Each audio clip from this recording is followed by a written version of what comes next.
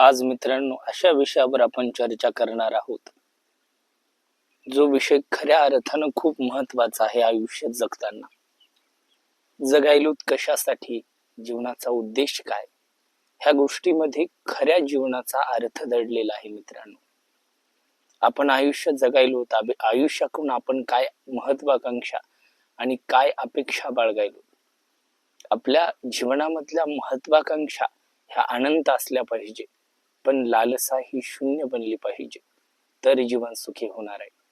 जीवनाचा सगळ्यात मोठा उद्देश काय असं जर कोण तुम्हाला विचारलं तर तुमचं उत्तर काय येतं हो?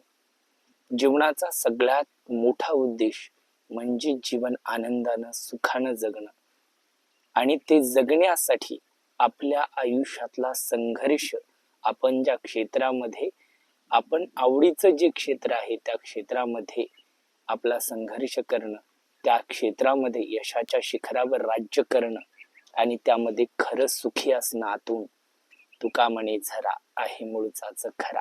आतून तुम्ही जेव्हा सुखी असता तेव्हा खऱ्या अर्थानं त्यापेक्षा मोठं कोणतं मोटिवेशन नसतं, त्यापेक्षा मोठा कोणता आनंद नसतो मित्रांनो. हे जगणं आपल्याला कधी भेटणार आहे? आपलं आयुष्य संपत चाललंय, प्रत्येक दिवस आपल्याला म्हातारा बनवत चाललाय. काळ ही अशी एक गोष्ट आहे ज्या काळाच्या सोबत कित्येक गोष्टी ह्या नष्ट होतात. काळ त्या गोष्टींना संपवत असतो. मग माणसाच्या जीवनाचं खरं उद्दिष्ट काय आहे? तर जीवन सुंदर बनवणं, जीवनाला सुख समाधानात जगणं, आपल्या आयुष्यामध्ये येणाऱ्या प्रत्येक माणसाला आपण कधीच त्यांचा तिरस्कार न करणं, आपण त्याच्या भावना कधीच न दुखवणं, म्हणजे खरं जीवन जगणं. मत्सर न घडू कुणाचा, ते मित्र माझेच भावे. कुणाचाच मत्सर करू नका, त्यांना मित्र बनवायला शिका. मत्सर न घडू कुणाचा, ते मित्र माझेच भावे. श्रीमंतीत लोळशील तुझ्या, उदारतेचे रोपटे रुजावे. तुझ्या ऐश्वर्य थोडे तरी, दारिद्र्यातल्यांचा प्रकाश भावे. त्या दारिद्र्यातल्या लोकांचा थोडा जरी तुम्ही प्रकाश झाले ना, तरी हे जीवन सार्थकी लागलं असं आपण म्हणू शकतो. आणि हाच खरा जीवनाचा उद्देश आहे मित्रांनो. तो म्हणतो मी या क्षेत्रामध्ये मोठा झालो, पण तुम्ही जे लहानपणी तुमचे मित्र असतात त्या मित्रांना विसरून जाता. श्रीकृष्ण ब्रह्मांडाचे मालक कधी विसरले का हो सुदामाला? द्वारकेमध्ये राहत होते, सगळ्या ब्रह्मांडाचे मालक होते, पण जेव्हा सुदामा भेटायला आला तेव्हा अनवाणी पायानं त्यांना जेव्हा कळालं की सुदामा आलाय, लहानपणचा मित्र, तेव्हा अनवाणी पायानं पळस सुटले, मित्रांच्या भेटीसाठी आतुर झाले होते. आयुष्यात आपण कितीही जरी यशाच्या शिखरावर पोहोचलो ना, तरी आपले पाय हे जमिनीवर ठेवायला शिका मित्रांनो. पाय असावे जमिनीवरती कवेतांबर घेताना, हसू असावे ओठांवरती काळीज काढून देताना. आपल्या आयुष्यामध्ये कधीच आपण अहंकार बाळगू नका. अहंकार माणसाला जीवनात कधीच सुखी बनवत नसतो. मी इतका श्रीमंत आहे, माझ्याकडे इतकी प्रॉपर्टी आहे, ह्या सगळ्या गोष्टी आहेत ना, ह्या गौण आहेत. जगाचा कधीच विचार करू नका, आतून सुखी व्हा मित्रांनो. आतलं सुख हाच खरा आयुष्याचा उद्देश आहे. जीवनात अफाट पैसा कमवा, पैसा कमवू नका असं आम्ही म्हणू शकत नाहीत, कारण त्याच्यावरच जग चालायलंय. पैसा अफाट कमवा, पण त्या पैशाची इन्व्हेस्टमेंट ही चांगल्या गोष्टीसाठी करायला शिका. पैसा कमवणं हे सगळ्यात मोठा पुरुषार्थ आहे मित्रांनो, पण त्याबरोबर आपलं शरीरही कमवायचं आपल्याला. आपल्याला नात्या गोत्यामध्ये गोडवाही निर्माण करायचा आहे. ह्या सगळ्या गोष्टीचा समतोल जेव्हा आपण साधतो ना, तेव्हा खऱ्या अर्थानं आपण जीवनाला जगू शकतो. हा जीवनाचा खरा पर्पज आहे. आपण दिवस उजळतो, दिवस मावळतो, त्या दिवसाकडून काय अपेक्षा करत होतो? काय अपेक्षा करत होतो आपण? आजचा दिवस आपल्याला असा जगायचा आहे, असंच एक दिवस आपलं आयुष्य ही संपणार आहे. जसा दिवस संपतो, दिवस संपायला जसे 24 तास लागतात, तसं आयुष्य संपायला काही वर्ष आपल्या वाट्याचे जे आहेत ते वर्ष संपायला वेळ लागणार नाही. मग आपल्याला आयुष्यामध्ये या या जीवनाला काय द्यायचंय? एक खूप छान कविता आहे, खूप छान, बाबू बोरकरांची कविता आहे, अफाट प्रेरणा देणारी कविता आहे मित्रांनो. कवीनं सगळ्या गोष्टी कवितेच्या माध्यमातून मांडल्या. कविता तुमच्या समोर मांडतो. कविता प्रत्येकानं ऐकली असेल. देखणे ते चेहरे जे प्रांजलांचे आरसे, गोरटेकी साबळी अमूल नाही फारसे. तेच डोळे देखणे जे कोंडिती साऱ्या नभा, उडीती दुःखे जनांच्या सांडिती नेत्रप्रभा. देखणे ते ओठकी जे ओविती मुक्ता फळे, आणि ज्यांच्या लाघवाने सत्य होते कोवळे. देखणी ती पाऊले जी ध्यासपंथे चालती, वाळवंटातुनी सुद्धा स्वस्ती पद्मे रेखिती. देखणे ते हात ज्यांना निर्मितींचे डोहळे, मंगलाने गंधलेले सुंदरांचे सोहळे. देखणे ते स्कंद जाये सूळ नेता स्वच्छया, लाभला आदेश प्राणा निश्चये पाळावया. देखणी ती जीवने जी तृप्तीची तीर्थोदके. पहा मित्रांनो काय म्हणतात कवी. देखणी ती जीवने जी तृप्तीची तीर्थोदके. तृप्त होऊन जगलं पाहिजेत आणि त्यातच खरा आनंद आणि त्यातच सगळे तीर्थ सामावलेले आहेत असं कवी म्हणतो. देखणी ती जीवने जी तृप्तीची तीर्थोदके. तृप्त होऊन जगलं ना, आपल्याला आपल्या आयुष्याच्या शेवटी असं वाटायला पाहिजे की गड्या खरंच मी जगलो, बिनधास्त जगलो, जसं जगायचं होतं, जसं मनात होतं तसाच जगलो. याला म्हणतात देखणी ती जीवने जी तृप्तीची तीर्थोदके, चांदणी ज्यातून वाही शुभ्र पाऱ्यासारखे. आणि आखरीला कवी काय म्हणतात पा. देखणा देहांत तो जो सागरी सूर्यास्तसा, अग्नीचा पेरून जातो रात्र गर्भी वारसा.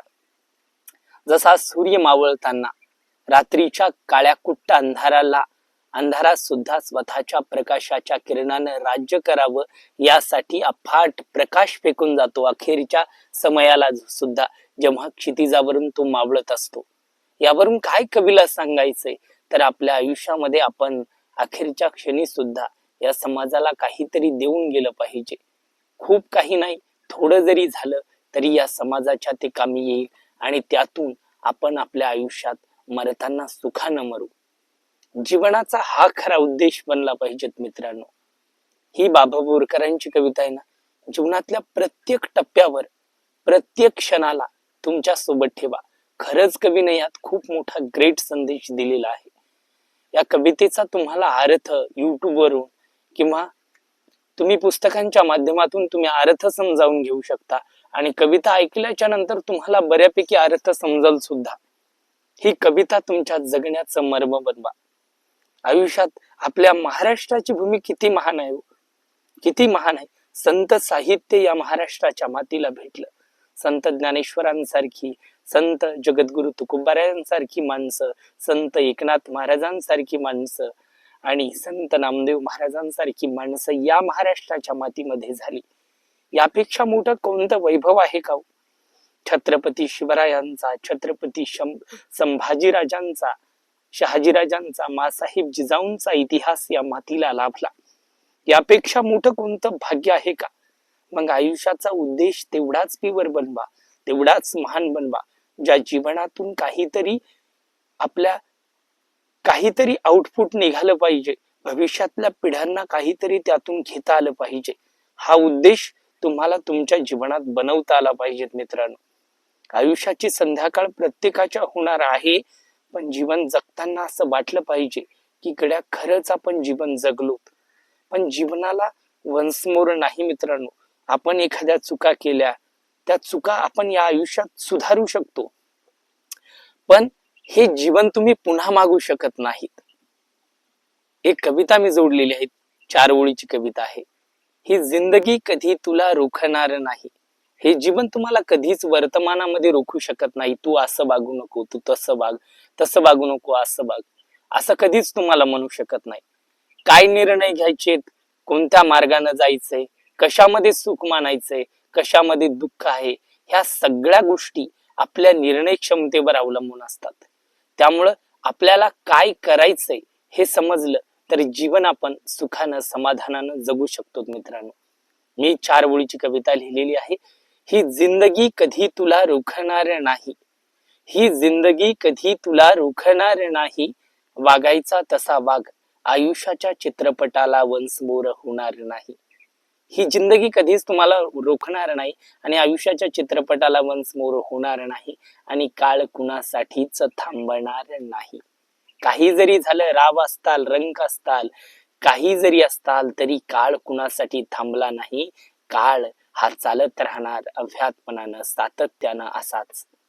मग आपल्याला, आपण या काळामध्ये जन्म घेतला होता, आपण या काळामध्ये जन्मलेलो होतो, असं आपल्याला आपलं अस्तित्व जर निर्माण करायचं असेल, तर आपल्या जीवनात मत्सर नावाचा रोग मारावा लागेल. आपल्या सोबतच्यांना मोठं करावं लागेल. पहिल्यांदा स्वतःला तर मोठं व्हायचंच आहे, पण स्वतःला मोठं होत होत या समाजातल्या, आपण ज्या समाजात राहतो ना, त्या समाजातल्या लोकांनाही मोठं करणं हा आपलं आद्य कर्तव्य आहे. पहिल्यांदा स्वतः अफाट मोठं व्हा, श्रीमंत व्हा, अफाट पैसा कमवा. पैशाच्या बरोबर जे देवाने सुंदर शरीर दिले ना, याला मजबूत बनवा. कारण या शरीरातूनच तुम्ही आनंद घेऊ शकता, सुख घेऊ शकता, सुख उपभोगू शकता. मग जीवनात सगळ्यात महत्वाचं हे शरीर सुद्धा आहे. शरीर नसलं तर ह्या सगळ्या गोष्टी गौण आहेत मित्रांनो. आयुष्याचा उद्देश काय बनवायचा आहे, पर्पज काय बनवायचा आहे, त्यासाठीच हा व्हिडिओ आहे मित्रांनो. आजचा खूप महत्वाचा व्हिडिओ आहे. हा व्हिडिओ पाहिल्याच्या नंतर तुमच्या जीवनामध्ये 1%, 1% जरी तुमच्या परिवर्तन झालं, तरी हा माझा व्हिडिओ कारणी लागला असं मला वाटेल. जीवनातला सगळ्यात मोठा पर्पज काय आहे, तर तुमचं शरीर मजबूत बनवायचंय तुम्हाला. मन, मनगट आणि मेंदूनं मजबूत व्हायचंय. मनानं मजबूत व्हायचंय तर मेडिटेशन करायचं. सकाळी उठल्याच्या नंतर ध्यानधारणा करायची. मेंदू मजबूत बनवायचा म्हणल्याच्या नंतर ज्ञानाच्या अथांग सागरात तुम्हाला, आम्हाला आणि आपल्या प्रत्येकाला डुंबायचंय. आणि मन, मनगट आणि मेंदू, मनगट मजबूत करायचे म्हणल्याच्या नंतर आपल्याला व्यायाम करावा लागेल, प्राणायाम करावा लागेल, योगा करावा लागेल. तर हे मनगट मजबूत होणार आहे, शरीर मजबूत होणार आहे. आणि जिथं मन, मनगट आणि मेंदू मजबूत असतं, तिथं तो माणूस खऱ्या अर्थानं जाणीवेतून जीवन जगू शकतो आणि जीवनातल्या जगण्याचा समाधानानं आनंद घेऊ शकतो. हे जीवनाचं सगळ्यात मोठं मर्म आणि हा सगळ्यात मोठा उद्देश आहे मित्रांनो. जितका आपण खोल जातो एखाद्या गोष्टीच्या, तितकंच त्याचा आउटपुट आणि तितक्या गोष्टी त्या कळत जातात माणसाला, माणसाच्या आयुष्याच्या. Depth in your height and if you want to find purpose in your life, हा जीवनाचा सगळ्यात मोठा उद्देश बनवा. जीवन महान बनवायचे, पण आपलं कर्तृत्व महान बनवायचं नाही. हा कुठला आला महानत्वाचा, ही कुठली आली महानत्वाची व्याख्या? आपल्याला जीवन महान बनवायचंय, मग संघर्ष तर महान बनवावा लागेल ना. आपण ज्या क्षेत्रामध्ये आहोत त्या क्षेत्रातला संघर्ष मोठा बनवा, त्या क्षेत्राला मोठं बनवा. ते क्षेत्र कितीही जरी लहान असलं तरी त्या क्षेत्राला तुमच्या नावानं नवी ओळख प्राप्त झाली पाहिजे. असं काहीतरी करून दाखवा मित्रांनो. तर आयुष्य सुखाचं, समाधानाचं जाऊ शकतं आणि आपण आपल्या क्षेत्रात नवा इतिहास रचू शकतो आणि आपलं स्वतःचं नाव स्वर्णाक्षरानं इतिहासाच्या पानावर करू शकतो. पण त्याचबरोबर ज्या समाजामध्ये राहतो त्या समाजाचा सुद्धा आपण प्रकाश होऊ शकतो मित्रांनो. हे सगळ्यात मोठं मर्म आहे आणि हाच सगळ्यात मोठा उद्देश आहे जीवनाचा. कुणासाठी आणि कुणाचा तुम्ही मत्सर करण्यामध्ये स्वतःचा जर वेळ वाया घालवत असताल ना, तर आपल्यासारखे मूर्ख आपण आहोत. आपण एखाद्या गोष्टीच्या खूप अधीन गेलो आहोत. ती गोष्ट मलाच पाहिजे हा तुमचा अट्टहास तुम्हाला मातीत घालू शकतो. त्यामुळे तुम्हाला एखाद्या गोष्टीवर प्रेम जडलं किंवा एखाद्या गोष्टीच्या तुम्ही अधीन गेलात, तर ती गोष्ट मलाच पाहिजे हा तुमचा हट्ट काहीच कामाचा नाही. तो हट्ट तुम्हाला मातीत मिळू शकतो मित्रांनो.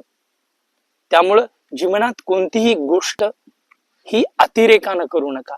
जीवनात दुसऱ्याला दुःख होईल असं कधी वागू नका मित्रांनो.